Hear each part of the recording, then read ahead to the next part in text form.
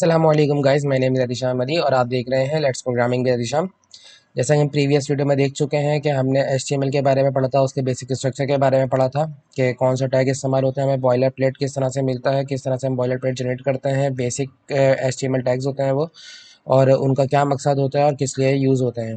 तो आज की वीडियो बहुत ही ज़्यादा इंटरेस्टिंग होने वाली है, जिसके अंदर हम देखेंगे कि हेडिंग्स क्या होती हैं, हेडिंग्स किस तरह से लिख सकते हैं, हेडिंग की कितने टाइप्स होती हैं, पैराग्राफ किस तरह से लिख सकते हैं, हॉरिजॉन्टल लाइन हम किस तरह से दे सकते हैं, लाइन ब्रेक किस तरह से कर सकते हैं और कमेंट किस तरीके से करते हैं। तो बगैर किसी टाइम वेस्टिंग के चले फिर स्टार्ट करते हैं। सबसे पहले हम आ जाते हैं अपनी HTML जर्नी के फोल्डर के अंदर, और मैं यहाँ पर एक फोल्डर बना लेता हूँ डे 2 के नाम से। ये मैंने एक फ़ोल्डर बना लिया। फॉर एग्जांपल मुझे डे 2 को जो है वो विजुअल स्टूडियो कोड पर ओपन करना है। तो कल मैंने जो है वो आपको एक तरीका बताया था कि किस तरीके से हम फ़ोल्डर को ओपन करते हैं। आज मैं दूसरा तरीका बताता हूँ। आज हम डे 2 वाले फ़ोल्डर के अंदर आ गए हैं और यहाँ पे आके लिखते हैं CMD यानी कमांड प्रॉम्प्ट, और यहाँ पे आके लिख लेते हैं कोड स्पेस डॉट। तो इससे क्या होगा कि जो भी आपका करंट फ़ोल्डर होगा, जिस फ़ोल्डर के अंदर आप मौजूद होंगे, वो आपका जो है वो विजुअल स्टूडियो कोड पर ओपन हो जाएगा। तो देखें यहाँ पर आपके पास जो है वो विजुअल स्टूडियो कोड पर ओपन हो गया, और यही तरीका जो है वो मार्केट में करा जाता है। अगर आपको कोई भी प्रोफेशनल तरीके से काम सीखना है तो फिर आप जो है वो आप भी इसी तरीके से ही करेंगे। देखें ये स्टेप बाय स्टेप हर चीज़ होती है। अगर आप शुरू से ही अपने आप को प्रोफेशनली लेके चलेंगे तो फिर आगे जाकर भी आप भी जो है वो मार्केट के कॉम्पिटिट पे खड़े होकर काम करे होंगे। ठीक है, ओके। फिर हम जो है वो index dot H T M L की फ़ाइल बना लेते हैं। आपको पता होगा कि हमने जो है वो index dot H T M L की फ़ाइल क्यों बनाई है। अगर आपको नहीं पता तो आप जाके मेरी प्रीवियस वीडियो देख सकते हैं, जहाँ पर मैंने आपको पूरा डिफाइन किया है कि हम जो है वो किस वजह से जो है वो index dot H T M L की फ़ाइल बनाते हैं। मैं यहाँ पे एक बॉयलर प्लेट जनरेट कर लेता हूँ, और मैं यहाँ पे लिख लेता हूँ माई सेकेंड लेक्चर। ठीक है, और यहाँ पर मैं एक हेडिंग सबसे पहले मैं यहाँ पे गो लाइव कर लेता हूँ ताकि मेरा जो है सर्वर लाइव हो जाए।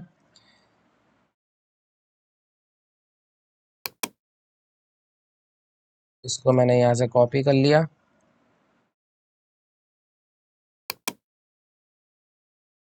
और गूगल क्रोम पर इसको ओपन कर लेता हूँ मैं।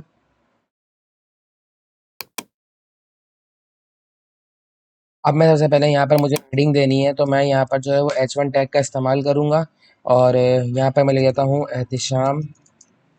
ठीक है, और उसके बाद जो है अब हमारे पास हेडिंग्स की 6 टाइप्स होती हैं। सही है, H1, H2, H3, H4, H5 और H6। अब मैंने H1 यूज़ करी, H2 मैंने यहाँ पे यूज़ कर ली। अभी मैं आपको सब में फ़र्क पता चल जाएगा कि फ़र्क क्या होता है इसके अंदर।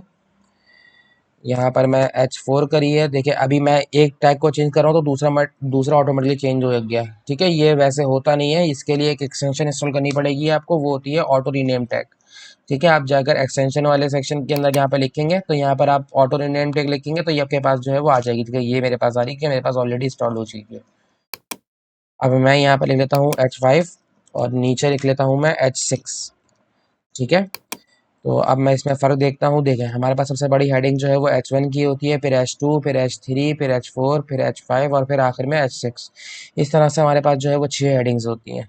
अगर आप चाहते हैं फॉर एग्जांपल कि मैं लाइंस इन हेडिंग्स को सेपरेट करना चाहता हूँ, मतलब कि हर लाइन के बीच में एक जो है वो लाइन आनी चाहिए, एक हॉरिजॉन्टल लाइन आनी चाहिए जो पूरी कंप्लीट स्क्रीन पे जाए, ताकि ये हर जो हेडिंग्स हैं वो सेपरेट लगे। तो मैं क्या करूँगा, मैं यहाँ पे लिख लूँगा HR यानी हॉरिजॉन्टल लाइन। ठीक है, अब मैं इसको सेव करता हूँ जाकर। देखिए मेरे पास जो है कंप्लीट एक हॉरिजॉन्टल लाइन आ गई है।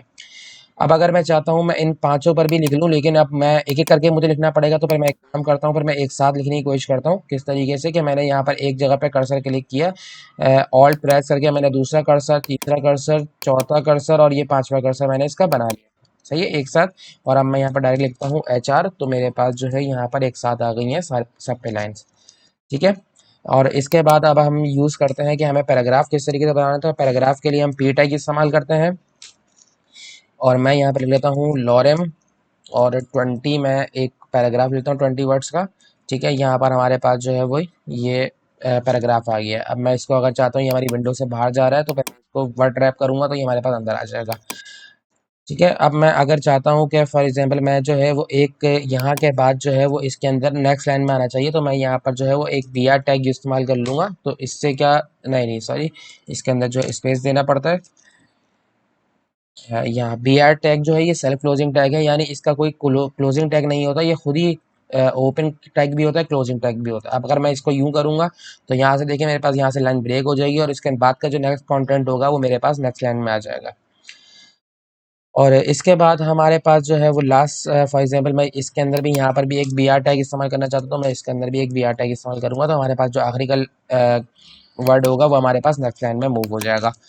अब अगर मैं चाहता हूँ कि मुझे फॉर एग्जांपल कोई कमिट लिखना है, तो मैं यहाँ पर वो कमिट का मतलब होता है वो डेवलपर मोड का जो है वो एक मैसेज होता है जो आप खुद अपनी याद दहानी के लिए करना चाहते हैं। मतलब मैंने आज हेडिंग्स पढ़ी, हेडिंग्स पैराग्राफ सीखा।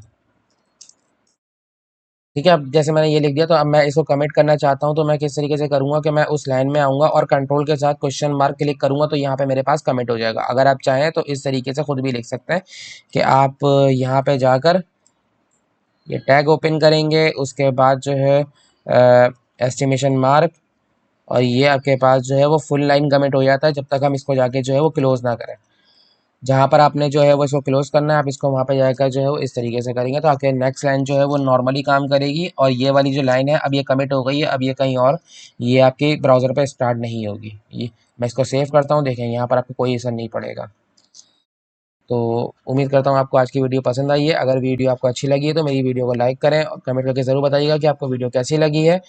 और मेरे चैनल को सब्सक्राइब करें और आगे से आगे जो है वो सीखने की कोशिश करें, ताकि जो है और आपको आगे आने वाली वीडियोस भी टाइम से मिलती रहे। तो अपना ख्याल रखिएगा, इंशाल्लाह नेक्स्ट वीडियो में ज़रूर मिलते हैं। खुदा हाफिज़।